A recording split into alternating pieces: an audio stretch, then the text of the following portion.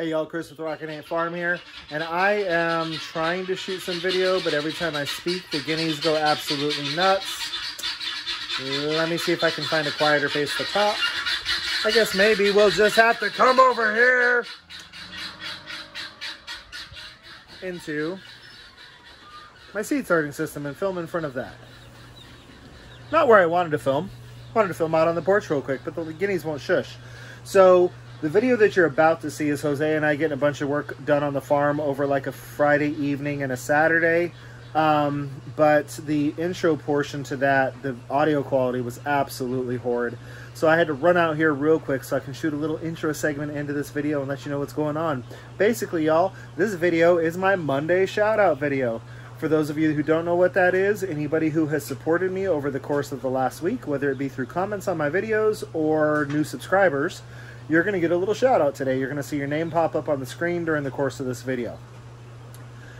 I also have to do this way because of the whole audio situation, and that is announce my homesteading channel of the week at the very beginning. So those of you who don't know how that works, I line up all the people that supported me over the course of the last week. I give them all a number, 1 to whatever. I ask my wife to pick a random number. She picks one, and that is my homesteading channel of the week. And this week it is Tony with Our Cabin in the Woods. So we're going to see names scrolling. Tony, you're going to see a link to your channel at the bottom of each of my videos this week. You'll also see your name added to my list of suggested channels on my homepage. And I just hope everybody enjoys what you're about to see. One of the things that was in that messed up piece of video is that we got a couple of apple trees in from the Arbor Day Foundation, along with some free plants, and we're going to get to planting those. So I hope everybody enjoys, and we'll shoot another one of these Monday shout-out videos next week. But for now, enjoy. Hey, y'all. It's another day. So, funny story. I actually came out here, the beginning of this video, I think I was unboxing my trees. Yes, that's correct. So I came out here last night after we got a bunch of work done to show y'all what we had gotten done, and did, I don't know, 5 or 6 minutes worth of recording that, you know, I'd probably edit down to 2 or 3 minutes or something like that. And I got inside and I realized that all I had done was take a picture of myself. Didn't record a single thing. So catch you up on what we did yesterday. It's that time of year where things are growing like mad. You see how green everything is, and you see how tall all of the grass is getting. But my wife, while she supports my permaculture efforts to build soil fertility, out there in the main pasture, we kind of just let things grow up. And then when it starts to die, we kind of mash it down. You know, we'll drag pallets behind a truck or something like that, because we're just trying to build up this organic mass in the soil and let it start tilling itself in like a forest would. So she supports my permaculture efforts to build soil fertility, but up close to the house, because of snakes and things like that, she likes the grass mowed. She likes it kept short.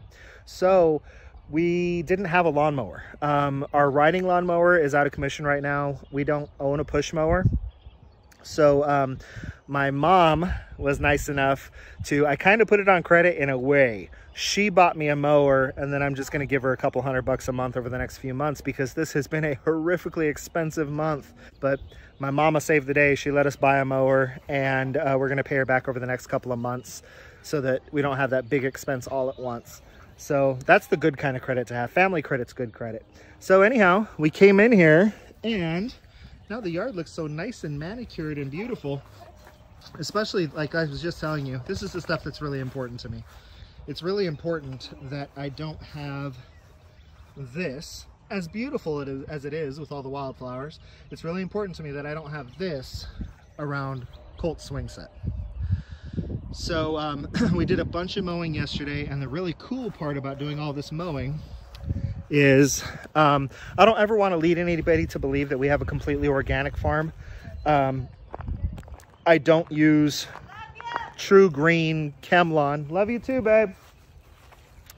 I don't use true green ChemLawn on my grass.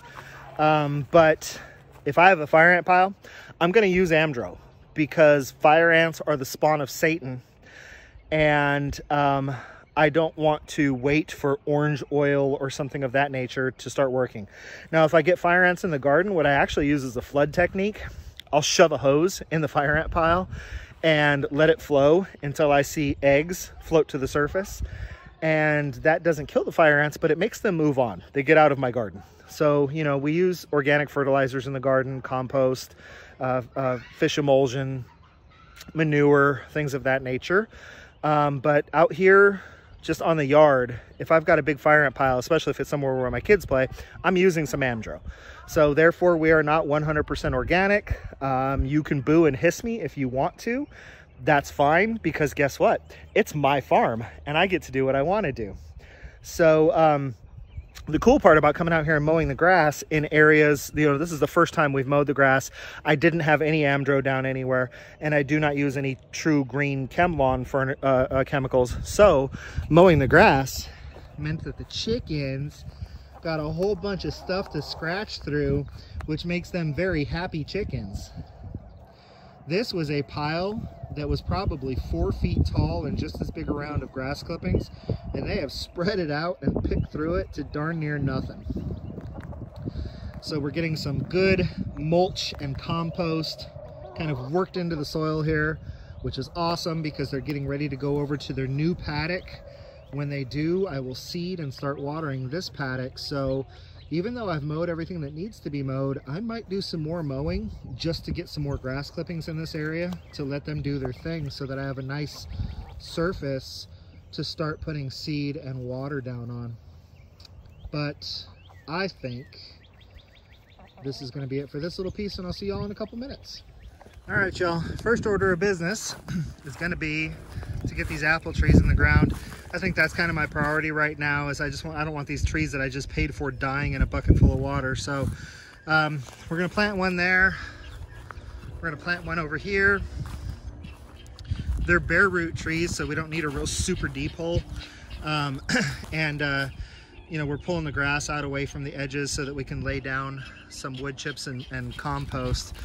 But the thought process is basically, that's an apple tree over there. So about 30 feet away, we're gonna plant another apple tree. I wanted to plant the one he's working on a little bit closer, but I don't want an apple tree under the power line. So there's another apple right there. You can see the stick sticking up, but there it is. So we'll have these 4 apple trees that are all relatively close to one another.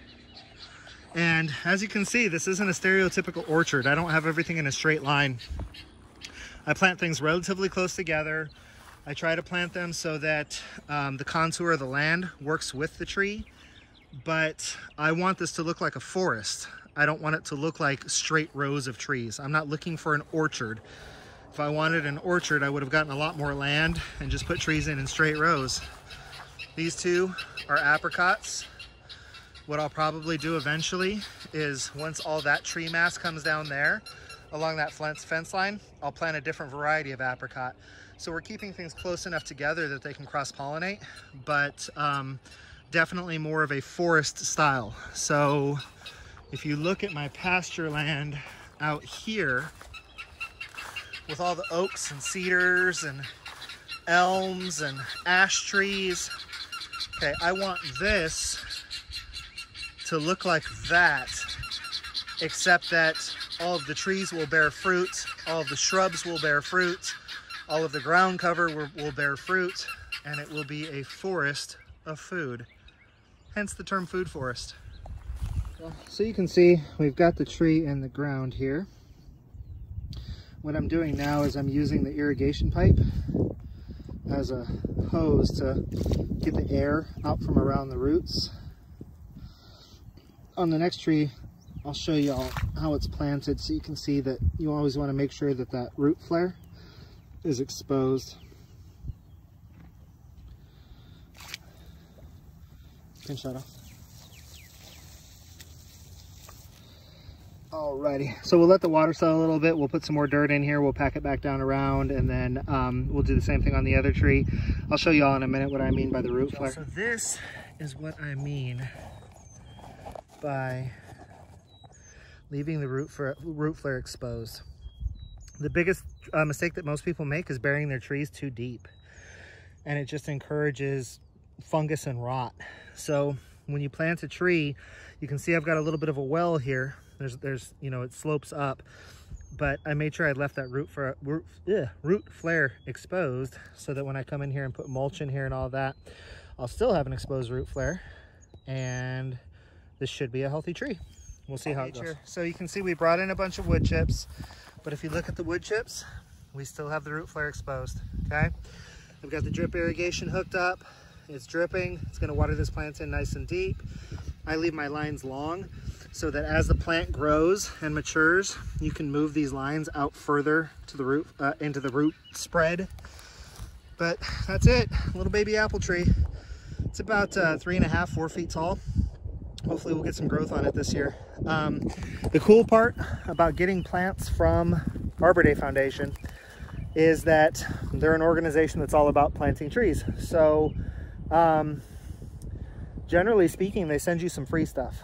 And I got a free red maple, and it's just a little guy.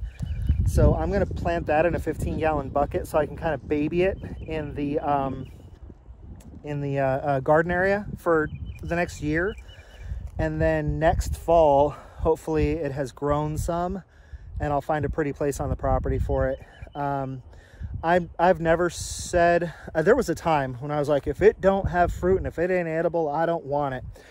But I've come to have a great appreciation for just things of beauty. And the fact of the matter is, while sugar maples are the best maples for maple syrup, any maple tree can make maple syrup.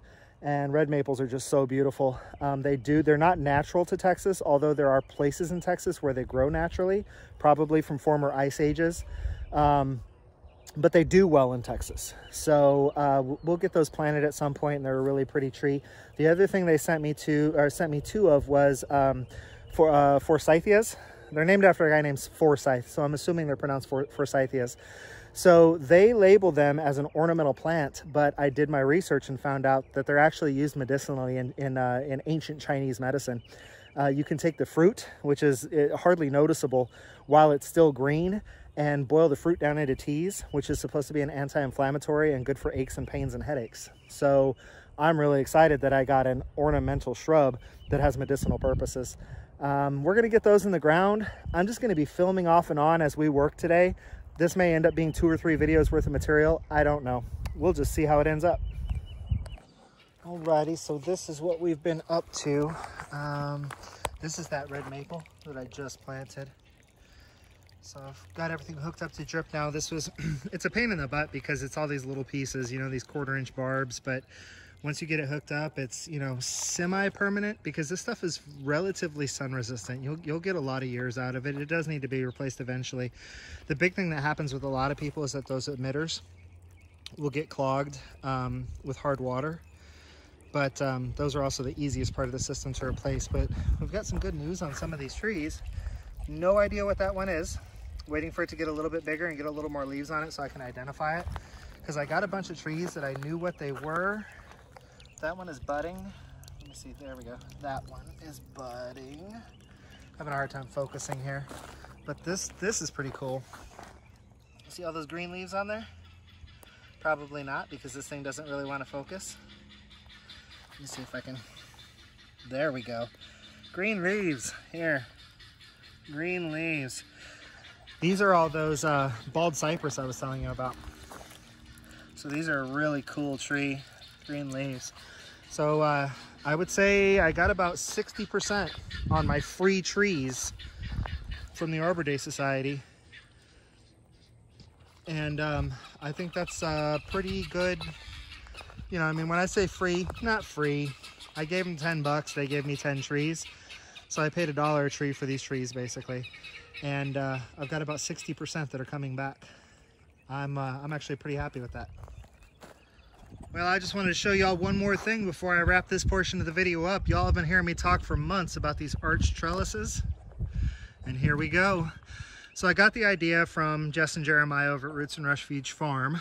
And basically it's just, you stick a T-post in the ground, you stretch a 16-ounce, or bend a 16-foot cattle panel between the 2 T-posts, and then things like peas and pole beans and cucumbers and squash and things like that will climb the trellis, arch over, and theoretically your beans and your fruits hang down.